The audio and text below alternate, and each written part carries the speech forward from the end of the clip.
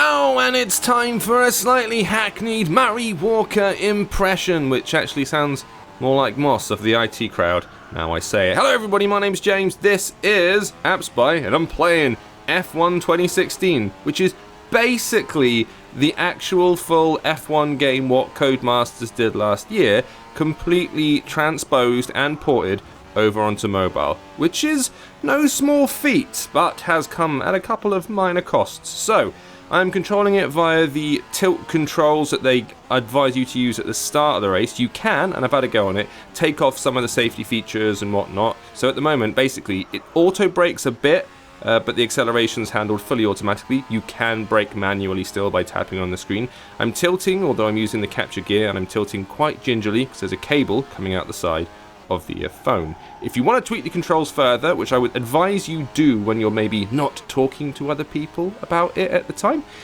you can get rid of all of the kind of auto stuff. So you can do the acceleration, the braking, make it fully manual, and obviously a bit trickier, and more satisfying ultimately in the end.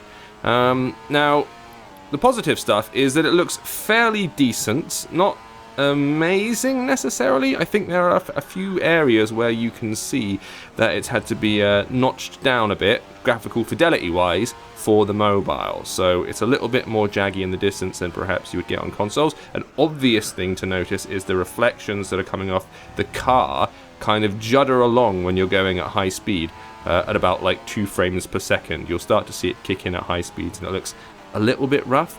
We haven't seen any of the actual other races yet, because I qualified in first and I'm currently in first. I think I should probably actually slow down and let some people pass me. Come on, slow down, here we go. Come on lads, we want to see what the actual cars look like. Come on Hamilton. So I'm Jensen Button at the moment, you get to choose your own team at the start. Yellow flag for driving too slowly. Yeah, I don't care, I want to see some people, come on. Show the people what I look like. Go on, I'm going to pull over and stop. There we go, right. Now we're talking. There's Rosenberg on flying by. Raikkonen! Perez! Sorry, my dad was really into Formula 1. I grew up with it, so I'm sort of used to seeing this stuff on TV and other people shouting at it, even though they probably shouldn't. So there you go. This is what the actual competitors look like. It's not too bad. I don't know if it's me, they seem to jerk around a little bit. There's a lot of pop that happens. So you get pop-in of textures, pop-in of lighting, like there. When he kind of goes from distance to foreground, you can see some like chunk just suddenly pops in with all the nice shading. It'll happen in any moment. There you go, Raikkonen just suddenly popped into vision. So yes, obviously there are some visual anomalies that have occurred. But at the same time, the original game, F1 2016, running on the PS4, is probably like 20, 30, 40 gig in size. This is 2.7 gig, I think. So as you can appreciate, it's operating on a lot less in terms of the assets and stuff like that. So of course, it's not going to look quite as strong. The fact they've been able to get it on here at all and working reasonably, even though this guy's having a fit apparently, is impressive to me. I am quite comfortable where the steering stuff is concerned. Once again, as I've been saying throughout all the driving games I've been playing recently, the tilt stuff I think is quite good now, much better than it used to be, so I've got no complaints about that. It is, however, still quite a serious racing game, as it is on consoles, and these kind of things on mobile are tricky because they rely on you being able to play for longer periods of time. There's a 3-lap minimum. These aren't short laps. They take about 1.5 minutes, 2 minutes to complete.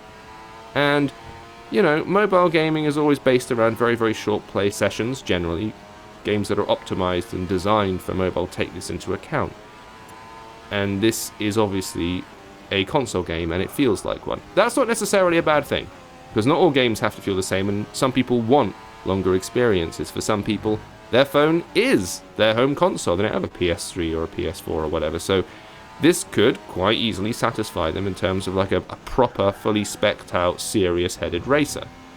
So I'm not going to knock it too harshly at all, and it is impressive, and you know what, it feels comfortable, it runs relatively smoothly. A few like graphical pops and stuff aside, it's not too stuttery. It maintains a solid frame rate, which is always important, especially when you're trying to convey speed. It's such an important part of what F1 is actually all about. So in that sense, solid, and it's been very welcoming. The initial stuff, because I'm using this slightly assisted thing with it, the additional acceleration stuff, where basically the computer does it for you, and I'm just taking control of the steering and a bit of the braking. Eases you into it, so you can not initially feel too overwhelmed by it all, but it's all very modifiable, so you can increase the AI severity, make them, your enemy drivers, harsher and better. You can, say, take all the assists off the steering controls, so in that way you can customize it to make it as brutal as you want, really, which is great, because it hopefully means a lot more longevity in the game if you continue to play and you want an increased challenge. So in that sense, it's kind of impressive. I gotta be honest with you. Let's get around here. Go on, go on, go on, go on. There we go. Even little nods like the wing mirrors there, they are actually used. Oh, can I beat Rosberg? Oh, it's down to the finishing line. Come on. Where's my nitrous? Ah. Well, maybe if I hadn't, like, put the handbrake on and sat in the middle of the track, I would have won, but I needed to show you guys what it's all about. So there you go, F1 2016. It is a premium game, obviously. I think it's quite expensive. We're talking about like £7, £8, $10, something like that. Here are all the seasons you can play, and if you're interested in that sort of thing, you can find it on the App Store right now. Thank you for watching. I'll see you next time.